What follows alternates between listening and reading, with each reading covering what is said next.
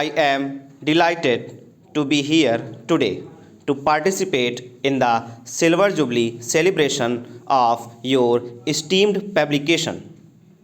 25 years is not a long time in the life of a newspaper, although you have a much longer history before becoming a newspaper.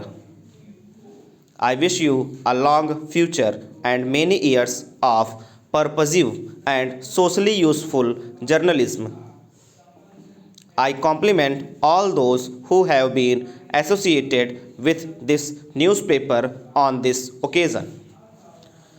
I must recall here the pioneering role and the intellectual leadership provided in the early years of your publication by one of Andhra Pradesh's greatest sons, a patriotic Indian comrade P. Sundarya. Under his towering intellect and guided by his social commitment, comrades Baswa Rao and B. Rao shaped it and through it influenced intellectual discourse in the state.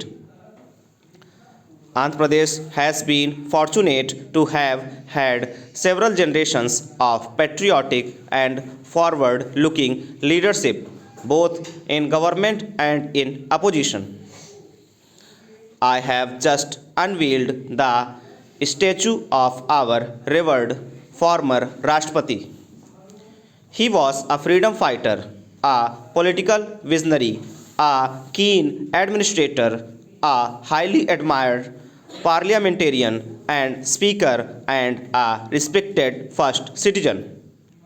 He showed his deep and abiding commitment to his people, especially the farming community, when he chose to return home to his native Kurnool district after completing his tenure as president. Till he breathed his last, he took keen interest in the welfare of farmers. In celebrating the silver jubilee of your newspaper today, you are focusing on the social responsibility of media. This is an extremely important issue, especially in a developing democracy like ours. I do believe that to be relevant and meaningful, any publication must have a social conscience. A newspaper without a conscience is like a human being without a soul. As Indians, we should feel proud of our vast, varied, and vibrant media.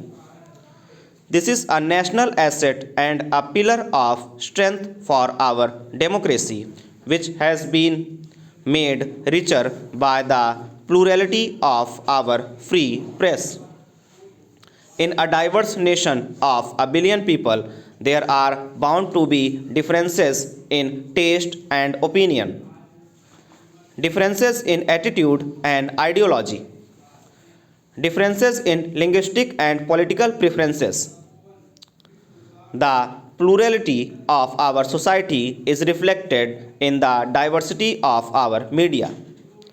This is the one of the cornerstone of our vibrant democracy as enshrined in our constitution. This is the cardinal pillar that take into account the democratic setup as enshrined in the Constitution of India. As my friend has written in his new book on the argumentative Indian and pluralism are two important defining elements of our national culture. The media must be charged by both these characteristics, healthy as long as it does not breed cynicism but contributes to informed debate. Pluralism is intrinsically valuable because it breeds creativity by creating space for a contest of ideas. I am aware that your publication takes a definite political view. That is the role of any publication associated with a political party or movement. Our democracy enables each one of us to hold an opinion and pursue it. Voltaire had said, I may disagree with what you have to say, but I shall defend to the death your right to say it. This is the essence of a liberal democracy. No other political system gives us this liberty. We must recognize this intrinsic value of democracy and preserve it with care. It is a tribute to our democracy that a partition publication is in fact given the freedom to be partition. Although I do regard myself as a liberal in terms of social philosophy, I do recognize that Marxism captures two very important aspects for progress of a nation. Firstly, it attaches great importance to sustained and rapid accumulation of capital, which is absolutely essential for tackling the problem of mass poverty in the framework of a rapidly expanding economy. Secondly, its commitment to social justice, particularly to ensuring that the fruits of growth are shared equitably and that the burden of socio-economic change is not placed disproportionately on the shoulders of those who do not have the necessary ability to bear it. These insights of Marxism must guide any development policy design.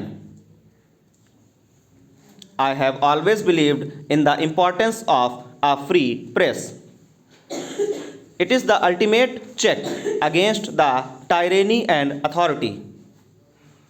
More importantly, it is a mirror that enables people in authority to get a continuous reality check. This remains an important role for the media despite the increasing pressures of commercialization. The fact that democratic India could avoid fairness, Amartya Sen has suggested was almost entirely due to the role of the media in sensitizing authorities to the urgency of providing relief. We have seen how the media continues to play this constructive and socially responsible role here in Andhra Pradesh when it altered the government to agricultural distress. Last year, when the tsunami struck our coastal regions, I had said that our free and energetic media is, in fact, our best early warning system. I do sincerely believe that there is no grievance that cannot be readdressed through democratic means. Over.